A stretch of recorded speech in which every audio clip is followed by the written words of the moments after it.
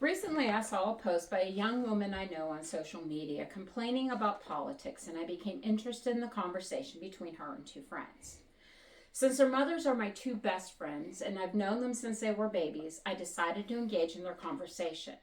I asked them a simple question: did you vote? To which all three replied, no. I was then surprised to discover that none of them, despite being in their 20s and early 30s, had ever even registered to vote. As someone who registered to vote as soon as they turned 18 and has voted in almost every election since then, I admit I was annoyed by this. So I asked them, why? To which they replied, because there's nothing but a bunch of old people to vote for. Besides, our vote doesn't count anyway. I then hastily replied, well, then you have no right to complain if you don't vote. Which in hindsight probably wasn't the best way to address the situation, since the young woman unfriended me. Now, wanting to feel a little superior as a mother because all of my children registered to vote when they turned 18, I decided to message them and ask whether they had voted in the recent election, only to be really surprised because they all replied, no. When I asked why, I heard a variety of excuses from I had to work to I didn't know enough about what was on the ballot, but the most shocking came from my youngest, who replied, there was an election? I thought that was last year. Not my proudest mom moment. All I could think was, what is it with young people today? The truth is, this lack of political participation is not uncommon amongst young adults. A recent AP Nordic study from August of 2025 showed that younger adults are half as likely to follow and engage in politics than older adults. And while 2/3 of young adults do feel that it is important to vote, they're less than likely to vote than adults age 45 and older.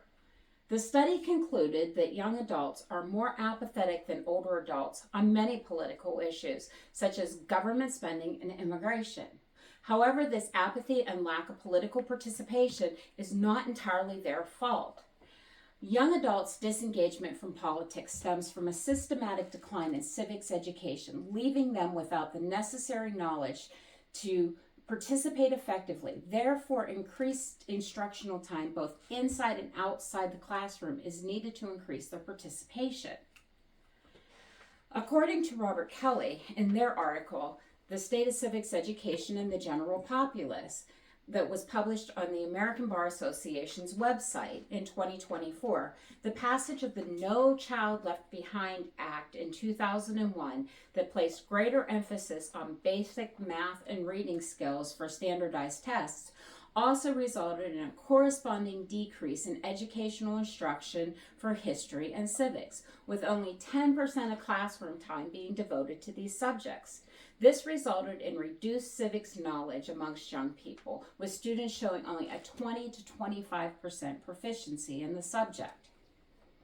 He also states that currently there are only 6 states that require a full year of high school civics, and 31 states require only some high school civics education, with it being only one semester, and the rest of them actually not requiring any at all.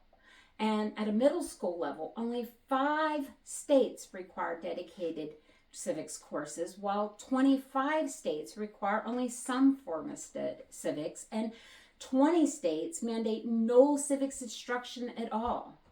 Kelly suggests that states should be encouraged to adopt dedicated civics instruction requirements at both the high school and middle school level, and that students should receive civics instruction in more than just one high school class to increase the likelihood they'll retain the knowledge when they reach voting age. He also suggests that part of graduation there should be a civics literacy assessment. In their article, Momentum Grows Stronger for Civics Education, published January 4th, 2022 in Human Rights Magazine, Sean Healy, Senior Director of Policy and Advocacy for iCivics, a nonprofit organization dedicated to promoting civics education, which was founded by former Supreme Court Justice Sandra Day O'Connor, points out that the federal government dedicates only 5 cents per student for social studies, compared to $54 per student for STEM-related subjects. He shows that The evidence clearly states that decades-long decline in both quality and quantity of civics education has significantly contributed to young people's disengagement from politics.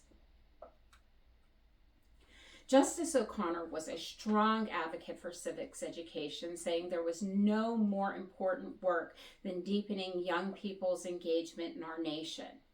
She hoped that our nation would commit to civics education and would help our young people to understand their crucial role as informed and active citizens in our nation.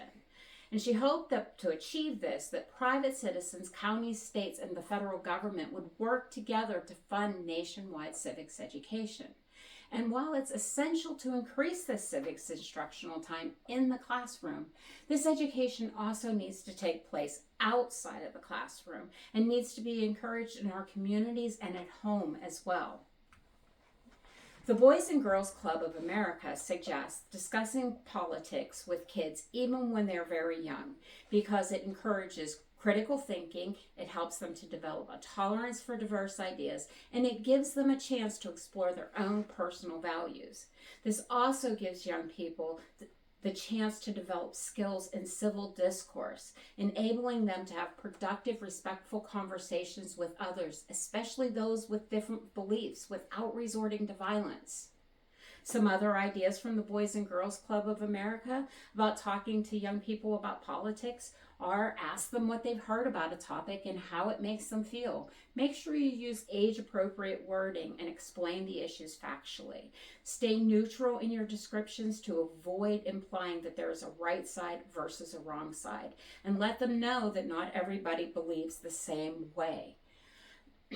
For younger children, reading to them age-appropriate books is a great way to introduce civics and history. For older children and teens, help them find ways to improve their community by researching local community service projects related to their values. Have them write a letter to their local representative about priorities that matter to today's youth. This will allow them to have their voices heard by their elected officials. Take your child to the polls with you. The best way to teach kids about voting is to model the behavior. Many children get their voting habits from their parents. Most importantly, ensure they know how to register to vote. As important as it is for young people to understand their voting rights and be prepared to vote and register to vote when they turn 18, if your state permits, allow your teen to pre-register. 18 states, including Washington, D.C., allow pre-registration to begin at 16. Four states allow voting to start at 17, and Colorado allows teens to pre-register as soon as age 15. Colleges and universities can help by encouraging students to register to vote and helping students who live from out of state to apply for mail-in ballots. Professors can offer extra credit to students who can show they voted. Even better, encourage them to volunteer to work the polls, something I recently did myself. Most people don't realize that poll workers get paid, and it's an excellent way for young adults to learn about the voting process and make a little extra money. Even though young adults tend to be disengaged from politics, we can't entirely lay the blame at their feet when our educational system fails to equip them with the necessary tools to engage productively, leaving them feel frustrated and disillusioned. The solution to this complex issue will require advocates like parents, educators, and politicians to ensure the next generation are informed and active citizens, or like my mom used to say, it takes a village.